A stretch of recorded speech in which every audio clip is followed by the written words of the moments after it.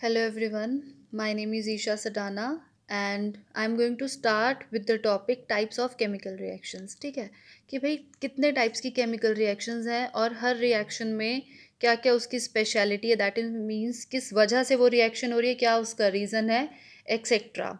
So basically क्या है हमारे पास, there are 5 types of chemical reactions. Number 1 is combination reaction. देखो कॉम्बिनेशन रिएक्शन में क्या होता है, दो या दो से कोई ज़्यादा सब्सटेंसेस मिलकर एक सिंगल सब्सटेंस की फॉर्मेशन करते हैं. Another is decomposition reaction. Decomposition reaction का मतलब होता है डीकम्पोज होना, यानी किसी चीज़ का ब्रेक डाउन होना. ब्रेक डाउन होना, डीकम्पोजिशन मतलब किसी सब्सटेंस का क्या होना, ब्रेक डाउन. अब ब्रेक डाउन का मतलब है कि भाई वो सब्सटेंस टूट रहा है and it is being decomposed into two और मोर देन टू सब्सटेंसेस. एक सिंगल सब्सटेंस दो या दो से ज़्यादा सब्सटेंसेस में टूटेगा, उसको बोलते हैं डीकम्पोजिशन रिएक्शन.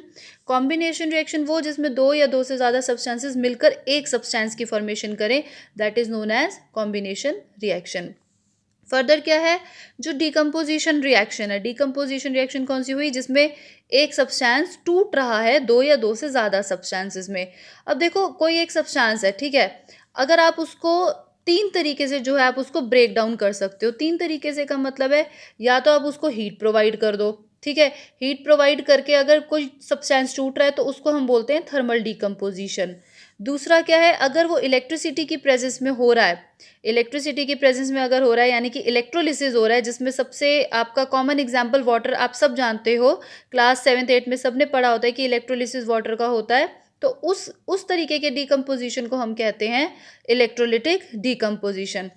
थर्ड केस आता है हमारा सनलाइट, यानी कि जो चीज़ हमारी सनलाइट की प्रेजेंस में हो रही है with the help of that presence of sun, obviously sunlight, तो उस डिकम्पोजिशन रिएक्शन को हम कहते हैं फोटोकेमिकल डिकम्पोजिशन. ठीक है. अब कॉम्बिनेशन डिकम्पोजिशन के बाद थर्ड हमारा आता है डिस्प्लेसमेंट रिएक्शन.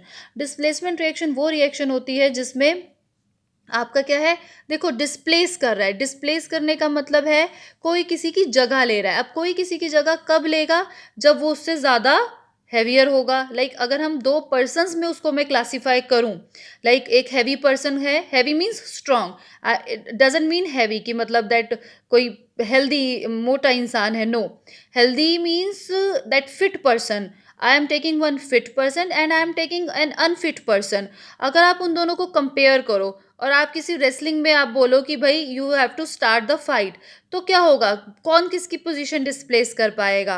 ऑब्वियसली जो ज़्यादा हेल्दी होगा वही उसकी पोजीशन डिस्प्लेस कर पाएगा. तो basically displacement reaction will be decided according to reactivity order. Reactivity order in terms of chemistry I am saying. जो ज़्यादा रिएक्टिव है वो लोअर रिएक्टिव वाले को क्या कर देगा, इजीली डिस्प्लेस कर देगा. अब आता है double displacement reaction. Double displacement reaction basically दो, double means displacement is occurring, double displacement means displacement हो रहा है, लेकिन डबल का मतलब है there is exchange of ions.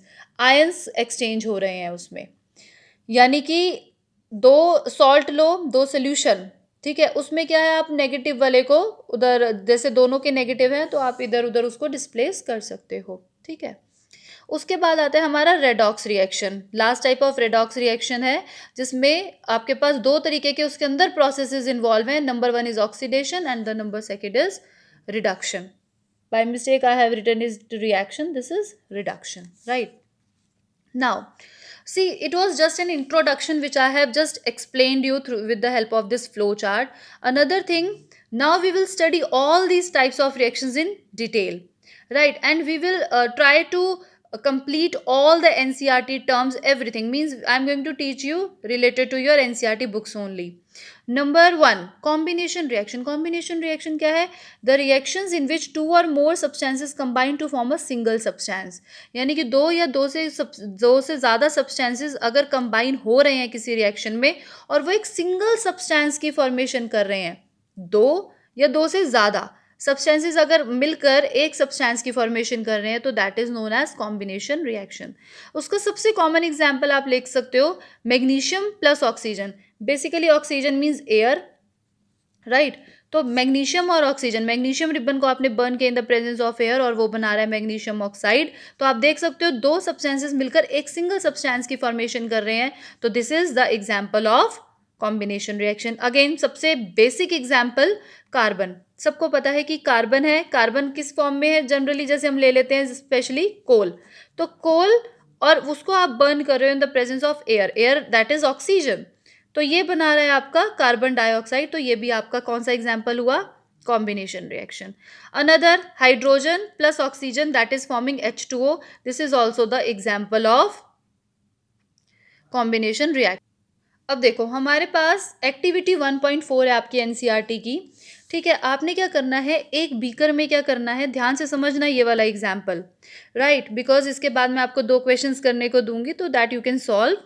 देखो हमने क्या किया है, कैल्शियम पाउडर लिया है। कैल्शियम पाउडर हमेशा, सॉरी, कैल्शियम ऑक्साइड पाउडर लिया है। CaO इज कैल्शियम ऑक्साइड और इट्स निक नेम, और you can say that common name is quicklime, right.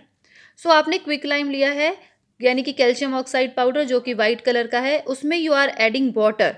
तो आप जैसे ही कैल्शियम ऑक्साइड में वाटर को ऐड करोगे it will form calcium hydroxide. But साथ साथ क्या है, आप क्या ऑब्जर्व करोगे, जो ये पूरा सोल्यूशन बना है कैल्शियम हाइड्रोक्साइड का, जिसको हम क्या कहते हैं, साथ में स्लेग लाइम भी हम कहते हैं, it is also known as slaked lime और lime water as well, right. Slaked lime या लाइम वाटर। तो ये बीकर आपका का पूरा बीकर क्या हो जाएगा, हॉट हो जाएगा। अब इससे आप ये कंक्लूड कर सकते हो कि आपने क्या किया, आपने तो दो सब्सटेंसेस मिक्स किए, मिक्स करके आपने एक सिंगल सब्सटेंस की फॉर्मेशन करी। तो ये हमारा क्या हो गया, combination reaction. Plus one thing more I would like to add here, that देखो जब भी क्या होता है कि कुछ भी आपकी रिएक्शन हो रही है प्रोसेस में, राइट, कुछ भी रिएक्ट हो रहा है, और रिएक्शन होने के बाद जो प्रोडक्ट निकल रहा है, प्रोडक्ट के साथ अगर कोई चीज़ इवॉल्व हो रही है, यानी कि प्रोडक्ट के साथ, जैसे अब यहाँ पर कैल्शियम हाइड्रोक्साइड बना है, वो साथ साथ इस पूरे बीकर को हॉट कर रहा है। बीकर को हॉट करने का मतलब है कि हीट बाहर निकल रही है। तो ऐसी रिएक्शंस को हम क्या कहते हैं, exothermic reactions. Exothermic reactions are known as like you can say they are basically, exo means out and thermic means heat, means the reactions in which heat is given out or liberated out or evolved out, उसको हम क्या कहते हैं, exothermic reaction. यानी कि reaction हुई, ठीक है, आपने कुछ ऐड किया या आपने कुछ सब्सटेंसेस मिक्स किए सपोज, और उन रिएक्शन, उस मिक्सिंग के वजह से या उस एडिशन के वजह से हीट अगर बाहर निकल रही है एज एन आउटपुट, तो उसको हम क्या बोलेंगे, कॉम्बिनेशन रिएक्शन के साथ साथ एक्सोथर्मिक रिएक्शन।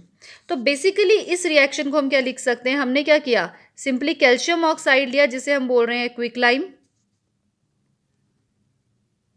हमने ऐड किया वाटर, और ये बना रहा है कैल्शियम हाइड्रोक्साइड प्लस हीट।